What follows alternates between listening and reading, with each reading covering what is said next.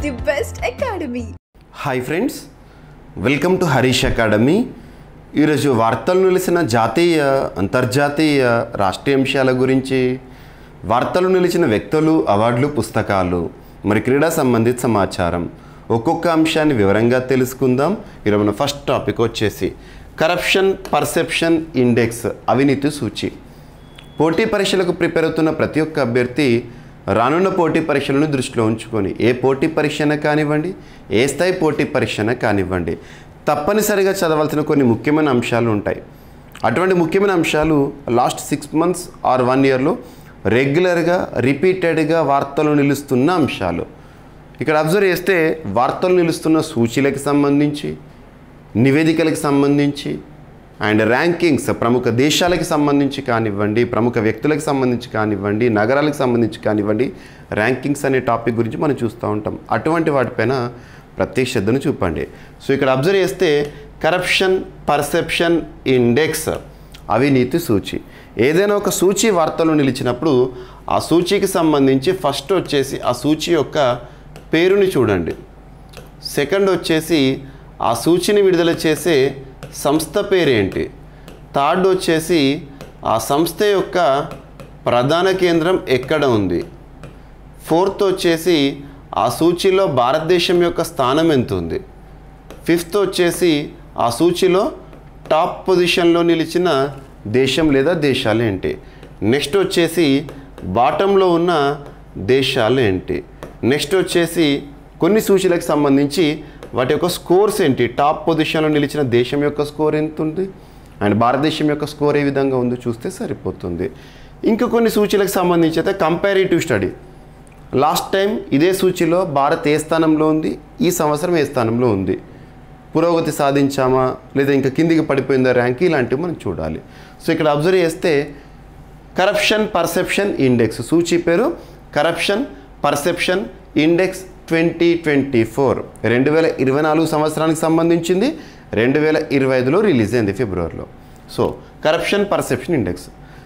ఈ సూచన విడుదల చేసే సంస్థ పేరేంటంటే ట్రాన్స్పరెన్సీ ఇంటర్నేషనల్ అనే ఒక సంస్థ. ట్రాన్స్పరెన్సీ ఇంటర్నేషనల్ అనే ఒక సంస్థ. ఆ సంస్థ యొక్క ప్రధాన కేంద్రం ఎక్కడ ఉంది అంటే బెర్లిన్ జర్మనీ. బెర్లిన్ కేంద్రంగా పనిచేస్తుంది. మరి ఈ సంవత్సరం విడుదలైన కరప్షన్ పర్సెప్షన్ ఇండెక్స్లో భారతదేశం యొక్క స్థానం 96. నెక్స్ట్ వచ్చేసి మరి టాప్ పొజిషన్లో నిలిచిన దేశం ఏంటంటే డెన్మార్క్. టాప్లో డెన్మార్క్ ఉంది, నెక్స్ట్ ఫిన్లాండ్ ఉంది, తర్వాత న్యూజిలాండ్ ఉంది, తర్వాత నార్వే, తర్వాత సింగపూర్. టాప్ 5 కంట్రీస్ ఒకటైతే ఖచ్చితంగా గుర్తుంచుకోండి. అండ్ నెక్స్ట్ వచ్చేసేసి బాటమ్ పొజిషన్లో అంటే అవినీతి ఎక్కువగా ఉన్న దేశాలు కనుక అబ్జర్వ్ చేస్తే సోమాలియా 180వ స్థానంలో ఉంది, సిరియా 178వ స్థానంలో ఉంది, సౌత్ సుడాన్ 178వ స్థానంలో ఉంది, వెనిజులా 177, యెమెన్ 176. బాటమ్ 5 గుర్తుంచుకోండి. అంటే మొత్తం 180 దేశాలను పరిగణలోకి తీసుకొని ట్రాన్స్పరెన్సీ ఇంటర్నేషనల్ అనే ఒక సంస్థ ఈ సూచీని విడుదల చేస్తే అందులో టాప్ పొజిషన్లో డెన్మార్క్ ఉంది, బాటమ్ పొజిషన్లో సోమాలియా ఉంది, భారత్ వచ్చేసి 96వ స్థానంలో ఉంది. అంటే అవినీతి ఏ దేశంలో ఎలా ఉంది అనే అంశాల ఆధారంగా ర్యాంకింగ్స్ అనేవి ఇస్తారు. మరి భారతదేశం యొక్క స్కోర్ వచ్చేసేసి 38 ఉంది, డెన్మార్క్ యొక్క స్కోర్ వచ్చేసేసి 90 ఉంది. 90 స్కోర్ కాబట్టి ఫస్ట్ పొజిషన్లో ఉంది. భారత్ యొక్క స్కోర్ వచ్చేసి 38 కాబట్టి 96th పొజిషన్లో ఉంది. సోమాలియా స్కోర్ వచ్చేసేసి 12. మరి భారతదేశం యొక్క స్కోర్ని లాస్ట్ టైం ర్యాంకుతో కనుక పోలిస్తే 2023 సంవత్సరంలో కరప్షన్ పర్సెప్షన్ ఇండెక్స్లో భారతదేశం యొక్క స్థానం ఏ విధంగా ఉంది అంటే 93వ స్థానంలో ఉంది. గుర్తుపెట్టుకోండి, ఓకేనా.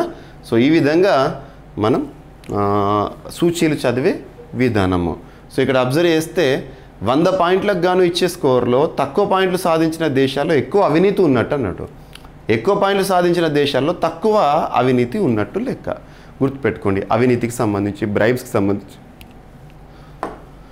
నెక్స్ట్ వచ్చేసేసి ఇక్కడ ర్యాంకింగ్స్ కాకపోతే ఓల్డ్ ఇండెక్సే మరొకసారి వార్తల్లోకి వచ్చింది. రీసెంట్గా రాజ్యసభలో కేంద్ర షిప్పింగ్ మంత్రిత్వ శాఖ వారు దీని గురించి ప్రస్తావించారు కాబట్టి మళ్ళీ వార్తల్లోకి వచ్చింది కాబట్టి చెప్తున్నాను. సో ఇక్కడ అబ్జర్వ్ చేస్తే సరుకు రవాణాలో మన దేశం ప్రపంచంలోని అగ్రదేశాలతో పోటీ పడుతోంది. గ్లోబల్ మర్చెండైజ్ ఇండెక్స్ కానివ్వండి, ఎగుమతుల సూచి కానివ్వండి, వాటిలో ప్రపంచ బ్యాంక్ యొక్క హెడ్ క్వార్టర్ ఇక్కడ వాషింగ్టన్ DC, అమెరికా.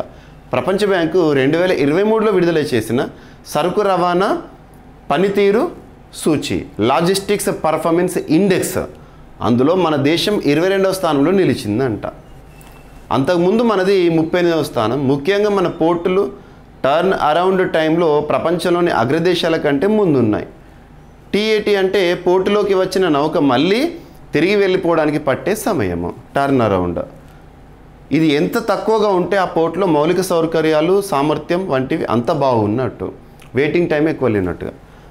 ఇక్కడ అబ్జర్వ్ చేస్తే TAT సమయం ఒక రోజులో ఏ విధంగా ఉంది భారతదేశంలో అంటే 0.9, మలేషియాలో 1, UAEలో 1.1 గుర్తుపెట్టుకోండి. అండ్ ఆర్టిఫిషియల్ ఇంటెలిజెన్స్ ప్రస్తుతం ప్రపంచాన్నే నడిపిస్తోంది కృత్రిమ మేధ. అటువంటి కృత్రిమ మేధకు సంబంధించి గతంలో మనం బ్లెచ్లీ డిక్లరేషన్ దాని గురించి చూసాము. AIకి సంబంధించి పర్ఫార్మెన్స్ ఇండెక్స్ గురించి ఇటీవల కాలంలో చూసాము. అవన్నీ కూడా ప్రస్తుతం ప్యారిస్లో AI సమ్మిట్ అనేది కూడా జరుగుతుంది, భారత్ కోచైర్. సో ఇవన్నీ కూడా. సో ఇక్కడ AIలో భారత్ హవా చాటుతుంది ప్రస్తుతం ప్రపంచంలో, మైక్రోసాఫ్ట్ చేసిన అధ్యయనంలో వెల్లడవుతున్న వాస్తవాలు. 65% మంది AI వినియోగం అంట ప్రపంచ సగటు కంటే రెట్టింపు. కృత్రిమ మీద వాడకంలో భారత హవా కొనసాగుతోందని మైక్రోసాఫ్ట్ గ్లోబల్ ఆన్లైన్ సేఫ్టీ అధ్యయనం తేల్చింది. సర్వేలో పాల్గొన్న భారతీయుల్లో 65% మంది AIని వాడుతున్నట్టు చెప్పారు. 2023తో పోలిస్తే ఇది 26% ఎక్కువ. ప్రపంచ సగటు 31% కంటే రెండింతల కంటే ఎక్కువ కావడం విశేషం. 13 నుండి 17 ఏళ్ల వారితో పాటు మొత్తం 15,000 మంది సర్వేలో పాల్గొన్నారు. 2024 జూలై 19 నుంచి ఆగస్టు 9 మధ్య సర్వే నిర్వహించారు. అనువాదాలు, ప్రశ్నలకు బదులు ఇవ్వడంలో, పనిలో సామర్థ్యాన్ని పెంచడం, పాఠశాల పనిలో విద్యార్థులకు సహాయపడేందుకు AI వాడకంలో భారత్ చాలా ముందున్నట్టు సర్వే తెలిపిందంట. అండ్ వార్తలు నిలుస్తున్న విన్యాసాలు ఇంపార్టెంట్. ఇక్కడ భారతదేశానికి సంబంధించి అంతర్గత విన్యాసం ఒకటి వార్తల్లోకి వచ్చింది. Indian army, Indian air force సంయుక్తంగా నిర్వహించిన ఒక మిలిటరీ ఎక్సర్సైజ్, పేరు వచ్చేసి వింగ్డ్ రైడర్ అనే ఒక విన్యాసం ఈస్టర్న్ థియేటర్ ప్రాంతంలో నిర్వహించడం జరిగింది, అంతర్గత భద్రతా అంశాలను దృష్టిలో ఉంచుకొని. నెక్స్ట్, డ్రోన్ దాడుల నుంచి రక్షణ రంగానికి సంబంధించి వార్తలు నిలుస్తున్న విన్యాసాలు కానివ్వండి, రక్షణ రంగ దిగుమతులకు సంబంధించి కానివ్వండి, అంతర్జాతీయ స్థాయిలో ప్రాముఖ్యత ఉండే నివేదికలు, Stockholm International Peace Research Institute విడుదల చేసే నివేదికలకు సంబంధించి కానీ, లేదా గ్లోబల్ ఫైర్ పవర్ ఇండెక్స్, ఇటువంటి వాటిపైన కానీ క్వశ్చన్స్ అడుగుతారు. సో ఇక్కడ అబ్జర్వ్ చేస్తే రక్షణ రంగ దిగుమతులకు సంబంధించి లేదా తయారీకి సంబంధించి, డ్రోన్ దాడుల నుంచి రక్షణ, కౌంటర్ డ్రోన్ వ్యవస్థ ఆవిష్కరణ చేసిన అదానీ డిఫెన్స్, DRDO. డ్రోన్ దాడులను అడ్డుకునే కొత్త వెహికల్ మౌంటెడ్ కౌంటర్ డ్రోన్ వ్యవస్థను రీసెంట్గా ఆవిష్కరించారంట. Adani defence and aerospace defence research development organisation సంయుక్తంగా ఈ వ్యవస్థను అభివృద్ధి చేసినాయి. ఇక్కడ ఏ వ్యవస్థను అభివృద్ధి చేశారు, ఎవరు సంయుక్తంగా అభివృద్ధి చేశారు చూడండి సరిపోతుంది. బెంగళూరులో జరిగిన ఏరో ఇండియా ప్రదర్శనలో DRDO director doctor BK Das గారు దీన్ని ఆవిష్కరించారంట, గుర్తుపెట్టుకోండి. అండ్ అంతరిక్ష ప్రయోగాలకు స్వదేశీ చిప్, పూర్తి స్వదేశీ పరిజ్ఞానంతో తయారు చేయబడిన ఒక చిప్ IIT మద్రాస్ వారు, ఇండియన్ స్పేస్ రీసెర్చ్ ఆర్గనైజేషన్ వారు సంయుక్తంగా అభివృద్ధి చేసిన ఒక చిప్. అంతరిక్ష ప్రయోగాలకు ఉపయోగపడే స్వదేశీ మైక్రో ప్రాసెసర్ను భారత అంతరిక్ష పరిశోధన సంస్థ ఇస్రో, IIT మద్రాస్ రూపొందించాయి. ఈ చిప్ను RISCV కంట్రోలర్ ఫర్ స్పేస్ అప్లికేషన్స్గా వ్యవహరిస్తున్నారు. కమాండ్ అండ్ కంట్రోల్ సిస్టంలలో అంతరిక్ష ప్రయోగాల్లో ఉపయోగపడే ఈ చిప్ను IIT మద్రాస్ డైరెక్టర్ గారు రీసెంట్గా శక్తి ప్రాజెక్ట్ కింద అభివృద్ధి చేశారంట, గుర్తుపెట్టుకోండి. IIT హైదరాబాద్తో EESL భాగస్వామ్యం, ఎనర్జీ ఎఫిషియన్సీ సర్వీసెస్ లిమిటెడ్ కుదుర్చుకున్న ఒప్పందము ఉద్దేశం ఏంటి అంటారు. సో కేంద్ర ఇంధన శాఖ పరిధిలోని ప్రభుత్వ రంగ సంస్థలు ఉమ్మడిగా నెలకొల్పిన ఎనర్జీ ఎఫిషియన్సీ సర్వీసెస్ లిమిటెడ్ తన 15వ వ్యవస్థాపక దినోత్సవం సందర్భంగా వివిధ జాతీయ, అంతర్జాతీయ సంస్థలతో దాదాపు 500 కోట్ల రూపాయల విలువైన ఒప్పందాలు కుదుర్చుకుంది.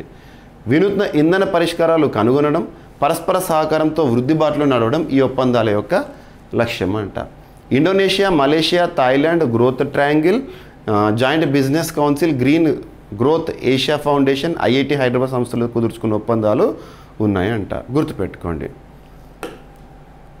ఏఐ సెంటర్ ఆఫ్ ఎక్సలెన్స్గా ఐఐటి హైదరాబాద్ని అభివృద్ధి చేస్తామని చెప్పేసి కేంద్ర ప్రభుత్వ సమాచారం. ఐఐటి హైదరాబాద్ను ఆర్టిఫిషియల్ ఇంటెలిజెన్స్ సెంటర్ ఆఫ్ ఎక్సలెన్స్గా అభివృద్ధి చేయనున్నట్టు కేంద్ర ప్రభుత్వం ప్రకటించింది. కృత్రిమ మేధ రంగాన్ని మరింత బలోపేతం చేసే చర్యల్లో భాగంగా ఈ నిర్ణయం తీసుకున్నట్టు కేంద్ర వ్యవసాయ మంత్రి శివరాజ్ సింగ్ చౌహాన్ గారు తెలిపారు. ఈ జాబితాలో Delhi AIIMS, IIT Delhi, IIT Ropar కూడా ఉన్నాయంట. అమెరికాలో భారతీయ అంతరిక్ష కర్మాగారం ఏర్పాటు. అమెరికాలోని కొలరాడో రాష్ట్రంలో అంతరిక్ష నౌకలు, అంతరిక్ష ఆప్టిక్ సాధనాల తయారీకి ఒక యూనిట్ను నెలకొల్పనున్నట్లు బెంగళూరుకు చెందిన అంకుర సంస్థ దిగంతర అంకుర సంస్థలు స్పేస్ స్టార్టప్స్ ప్రస్తుతం చేస్తున్న పరిశోధనలు అద్భుతం. ఇన్స్పేస్ సహకారంతో, Indian National Space Promotion and Authorisation Centre సహకారంతో. ఓకేనా. భారత ప్రధాని నరేంద్ర మోదీ గారు ఫిబ్రవరి 13, 14 తేదీలో అమెరికాను సందర్శించనున్న సమయంలో ఈ ప్రకటన వెలువడటం విశేషం అంట. కీలక సరికొత్త సాంకేతికలతో వ్యూహపరమైన భాగస్వామ్యం నెరపాలని భారత్, అమెరికాలో గతంలోనే నిర్ణయించింది. National games. సో ప్రస్తుతం నేషనల్ గేమ్స్ ఎక్కడ జరుగుతుంది? ఉత్తరాఖండ్ రాష్ట్రంలో. ఇక నెక్స్ట్ 39th నేషనల్ గేమ్స్ లేదా ఈ 2027 సంవత్సరంలో జరగబోయే నేషనల్ గేమ్స్కు ఈశాన్య రాష్ట్రం మేఘాలయ ఆతిథ్యం ఇవ్వబోతోందంట. యాక్చువల్గా 2022లోనే ఆతిథ్యం ఇవ్వాల్సిన మేఘాలయ ఇప్పుడు 2027లో ఆతిథ్యం ఇవ్వబోతోందని చెప్పేసి Olympic association of India, Bharat Olympic association అధికారిక ప్రకటన తెలిపింది. 2024లో జరిగే నేషనల్ గేమ్స్కు ఈశాన్య రాష్ట్రం మేఘాలయ ఆతిథ్యం ఇవ్వనుంది. ఈ విషయాన్ని భారత్ ఒలింపిక్ అసోసియేషన్ అధికారిక ప్రకటనలో తెలిపింది. గుర్తుపెట్టుకోండి. సో 39th నేషనల్ గేమ్స్ మేఘాలయలో జరగబోతున్నాయి. ఇక క్రీడలకు సంబంధించిన ఇంకొక అంశము, పంకజ్కి 36వ టైటిల్ జాతీయ స్థాయిలో. సో భారత స్నూకర్ దిగ్గజం పంకజ్ అద్వానీ ఖాతాలో మరో టైటిల్ చేరింది. ఇందోర్, మధ్యప్రదేశ్లో జరిగిన జాతీయ స్నూకర్ ఛాంపియన్షిప్ 2025 టైటిల్ను పంకజ్ కైవసం చేసుకున్నాడు. ఫైనల్లో పంకజ్ 5-1తో బ్రిజేష్ దమనీని ఓడించి ట్రోఫీ కైవసం చేసుకున్నాడు. తన కెరీర్లో ఇది 36th టైటిల్. సో ఈరోజు అంశాలను ర్యాపిడ్గా చూస్తే కరప్షన్ పర్సెప్షన్ ఇండెక్స్లో భారత్ 96th పొజిషన్లో ఉంది. అండ్ సరుకు రవాణా పనితీరు సూచికి సంబంధించిన అంశము, ఆర్టిఫిషియల్ ఇంటెలిజెన్స్లో సత్తా చాటుతున్న భారత్. అండ్ వార్తలు నిలిచిన విన్యాసం, వింగ్డ్ రైడర్. అండ్ డ్రోన్ దాడుల నుంచి రక్షణకు సంబంధించిన వ్యవస్థను అభివృద్ధి చేసిన డిఆర్డిఓ అండ్ అదానీ డిఫెన్స్. అంతరిక్ష ప్రయోగాలకు స్వదేశీ చిప్ను తయారు చేసిన ఐఐటి మద్రాసు, ఇస్రో. ఐఐటి హైదరాబాద్తో ఒప్పందం కుదుర్చుకున్న energy efficiency services limited. AI centre of ఎక్సలెన్స్గా ఐఐటి హైదరాబాద్ ఏర్పాటు. అమెరికాలో భారతీయ అంతరిక్ష కర్మాగారము. మేఘాలయలో 39th లేదా 2020లో జరగనున్న నేషనల్ గేమ్స్. పంకజ్కు 36th టైటిల్. సో ఇవి ఫ్రెండ్స్ ఈరోజు వార్తలు నిలిచిన అంశాలు. మిస్లేనియస్ అంశాలు ఏమైనా మిగిలిపోతే రేపటి క్లాస్లో జోడించి మరొకసారి నేర్చుకుందాం. రేపు కలుద్దాం. Thank you.